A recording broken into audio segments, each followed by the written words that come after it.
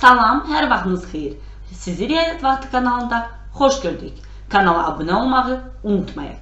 Bugünlərim mən sizinlə düzbucaqlı paralelipipedin səthinin sahəsi mövzusuna baxacağım. Qeyd edim ki, istifadə etdiyim tapşırıqlar 5-ci sinif dərsliyindən götürülmüşdür. İlk növbədə gəlin yadımıza salaq, düzbucaqlı paralelipiped nədən ibarətdir? Diqqətlə şəklə baxsanız, sol tərəfdə düzbucaqlı paralelipipedin şəklidir, sağda isə onun açılışı göstərilib. Açılışda gördüyümüz kimi verilmiş düzbucaqlı paralelipipedin eni, uzunluğu və hündürlüyü müxtəlif hərflərlə qeyd olunub. Adətən A uzunluğu qeyd edirik, B eni, C hərfi ilə də hündürlük qeyd olunur. Əgər diqqətlə baxsaq, verilmiş düzbucaqlı paralelipipedin 6 dənə səthi var və onlar cüt-cüt bərabərdir. Üst və alt hissə, sol və sağ hissə, ön və arxa hissədə olan düzbucaqlar bir-birinə bərabərdir. Sağda gördüyünüz kimi müxtəlif rənglərlə verilmişdir. Yəni biz dediyimizdə tam səthinin sahəsini tapmaq üçün əslində hər bir düzbucaqlıdan gördüyünüz kimi 2 dənədir. Yəni yaza bilərik ki, 2 vurulsun. Hər biri, yəni mavini götürək. Mavi düzbucaqlı uzunluğu A-dır, eni C. Yəni A vur C olacaq. Üstə gəl, çəhrayı rəngdə olana baxaq. A uzunluğudur, B enidir, A vur B olacaq.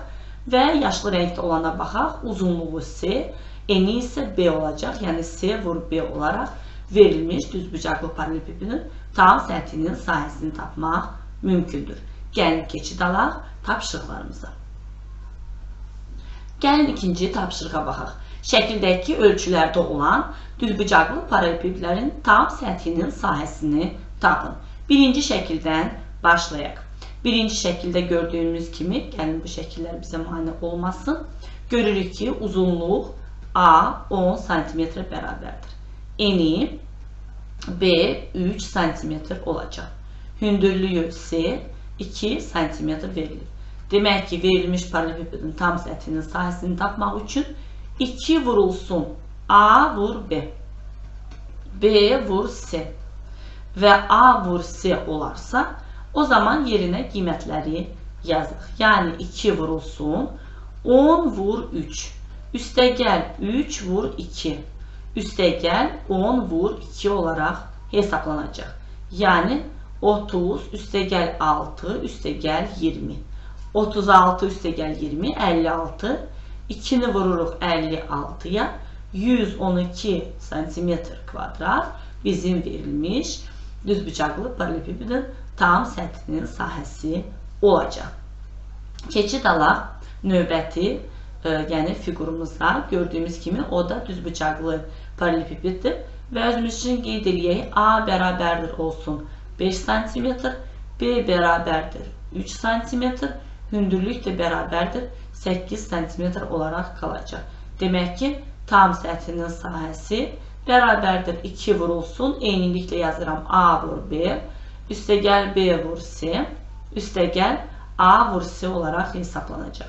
Yəni, tam səthinin sahəsi bərabərdir 2 vurulsun, 5 vur 3, üstə gəl 3 vur 8, üstə gəl 5 vur 8 olaraq hesablanacaq.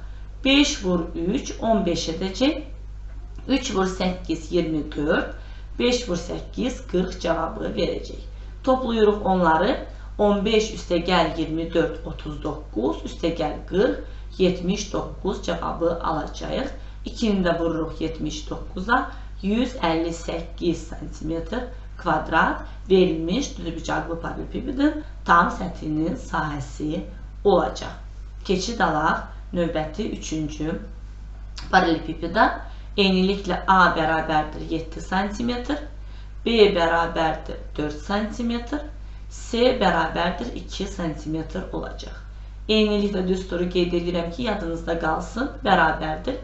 2 vurulsun A vur B, üstə gəl B vur C, üstə gəl A vur C olaraq hesablayacağıq. Yəni, tam səthinin sahəsi bərabərdir. 2 vurulsun, 7 vur 4, üstə gəl 4 vur 2, üstə gəl 7 vur 2 olaraq qeyd edirik. 7 vur 4, 28, 4 vur 2, 8 və burada 14 cavabı alacaq. Və sözsüz onları toplayırıq. 28 üstəgəl 8 eləyir 36. 36 üstəgəl 14, 50. 2-ni vururuq 50-yə. 100 cm kvadrat bizim yekun cavabımız olacaq. Keçid alaq növbəti tapşırığa. Üçüncü tapşırıqda gördüyümüz kimi kub verilib. Kubun üzləri 6 kongruent kvadratdır. Bəli, 6 bərabər kvadratdan ibarətdir. Tili A olan kubun bir üzünün sahə düsturunu və tam səthinin sahəsini ifadə edən düsturu yazın. Yəni, biz görürük ki, bir tərəfi kvadrat olduğuna görə biz də bilirik ki, kvadratın sahəsi A vur A işarə olunur. Deməkdir ki, tam səthini tapmaq üçün 6 dənə kongruent kvadrat olduğuna görə 6-nı vuracaq bir kvadratın sahəsinə. Və birinci bizə deyilir ki, tilinin uzunluğu 2 cm olarsa, bir üzünün və tam səthinin sahəsini bir üzü olacaq o zaman bərabərdir 2 vur 2, yəni 4 kvadrat santimetr. Tam səthini tapmaq üçün isə biz 6-nı vuracaq 4-ə, 24 kvadrat santimetr olacaq.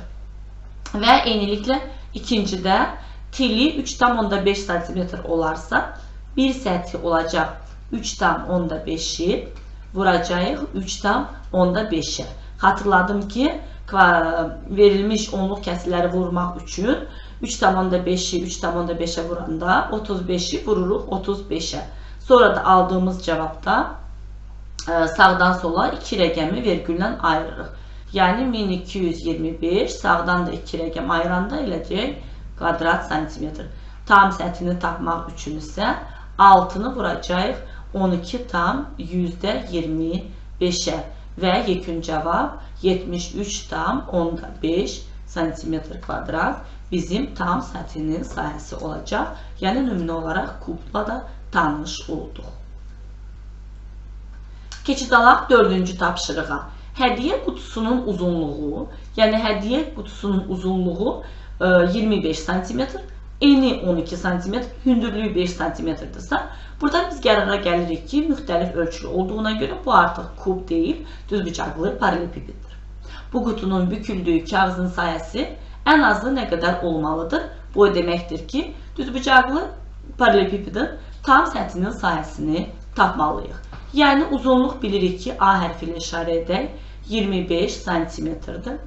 Eni B hərfi ilə işarə edək 12 cm-dir. Hündürlüyü də S hərfi ilə işarə edək 5 cm-dir. Demək ki, tam səthinin sahəsini tapmaq üçün 2 vurulsun.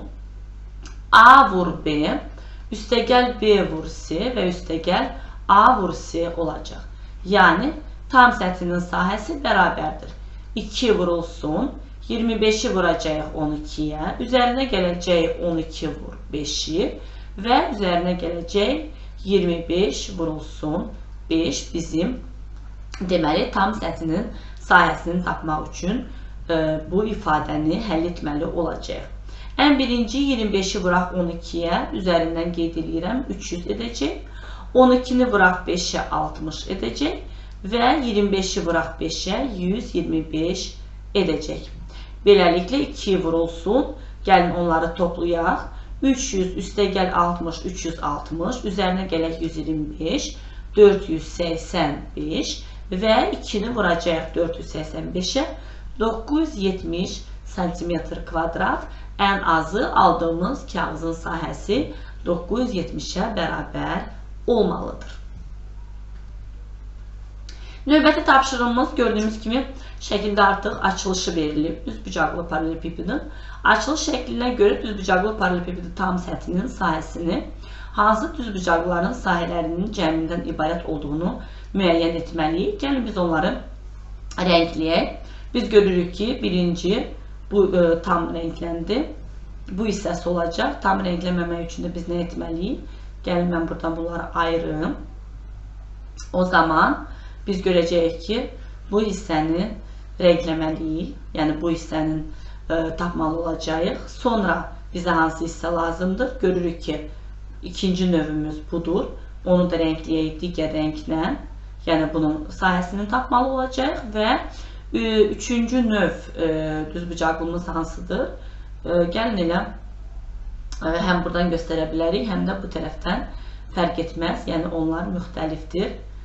Hətta hamısını böləcəm ki, siz tam görəsiniz ki, həqiqətən onlar cüt-cüt bərabərdir. Yəni bax, bu qırmızı hissələrimizdir. Sonra yaşlı hissələrimiz bir-birinə qarşı olmalıdır və digər tərəfi mavi göstərəcəm. Bu da olacaq mavi tərəflərimiz. Yəni biz hər birini ayrı-ayrılıqda tapmalıyıq. Gördüyünüz kimi uzunluğumuz verilib 10 cm-dir. Enimiz 7 cm-dir və hündürlüyümüz olsun 5 cm. Yəni tam hissənin sahəsini tapmaq üçün biz 2 vurulsun 10'u vuracağıq 7'yə, 7'ni vuracağıq 5'ə və 10'u vuracağıq 5'ə. Bu ifadəni hesaplamalıyıq. Yəni 2 vurulsun 70, 35, bu da 50 edəcək. 70'in üzərinə 35 gəlirik 105, üzərinə 50, 155. 2'ni də vuracağıq 155'ə, 310 cm kvadrat verilmiş düzbucaqlı paralelepipedin tam səthinin sahəsi olacaq. Keçid alaq 6-cı tapşırığa. Fiqurların səthinin sahəsini müqayisə edin. Yəni əvvəlcə A fiqurunun tam səthini tapacağıq, sonra da B fiqurunun tam səthini tapmaq lazım olacaq. A fiquru üçün qeyd edək burada ki, A bərabərdir 2 metr, B bərabərdir 2 metr, C bərabərdir 1 metr olacaq. Yəni 2 vurulsun, 2 vur 2, üstəgəl 2 vur 1 və üstəgəl 2 vur 1 eyniliklə olacaq. Yəni 4 üstəgəl 2, üstəgəl 2. A vur B qeyd elədik, B vur C və A vur C eyni olduğuna görə 4 üstəgəl 2, üstəgəl 2 eləyir 8, 8-də 2 vuranda 16 edəcək. B fiquru üçün qeyd eləyək. Burada da A bərabərdir 2 metr olacaq, B olacaq 1 metr, C də bərabərdir 2 metr. Diqqətlə baxsaq, ölçülərimiz eynidir. Buradan da qərara gələ bilərik ki, onların sahələri bərabərdir. Yenə izahla qeyd eləyək ki, 2 vurulsun A vur B, 2 vur 1. A vur C, 2 vur 2 və B vur C, 1 vur 2 olaraq eyniliklə 2 üstəgəl 4 üstəgəl 2, 16 kvadrat metr hər ikisinin cavabı olacaq. Buradan biz deyə bilərik ki, A fiqurunun tam səthinin sahəsi B fiqurunun tam səthinin sahəsinə bərabərdir. Bu tapşırığın ikinci hissəsi də var, ona da baxaq. Burada da eyniliklə A fiqurunun səthini tapmalıyıq və B fiqurunun, amma görürük ki, ölçülərimiz müxtəlifdir. Birinci fiqur üçün A bərabərdir 3 metr qeyd eləyək, B bərabərdir olsun 4 metr, C bərabərdir 7 olarsa, 2 vurulsun 3 vur 4, üstəgəl 3 vur 7 və üstəgəl 4 vur 7 olaraq hesablanacaq. Yəni 12, 21, 28. Gəlin bunları toplayaq. Daha asan olar. 12 ilə 28-i toplasaq 40 edəcək. Üzərinə də 21 gəlsə 61. 2-ni də vurarıq 61-ə. 122 kvadrat metr bizim cavabımız olacaq. Burada isə eyniliklə A bərabərdir olsun 2 metr, B bərabərdir 5 metr, C bərabərdir 6 metr olacaq. Yəni A vur B, 2 vur 5, üstəgəl 2 vur 6, üstəgəl 5 vur 6 bizim yekun cavabımızdır. Və gəlin hesablayaq 10, 12, bu da 30 edəcək. 10 üstəgəl 12, 22, üstəgəl 30, 52. 2-ni vuracağıq 52-yə. 104 metr kvadrat bizim cavabımız olacaq.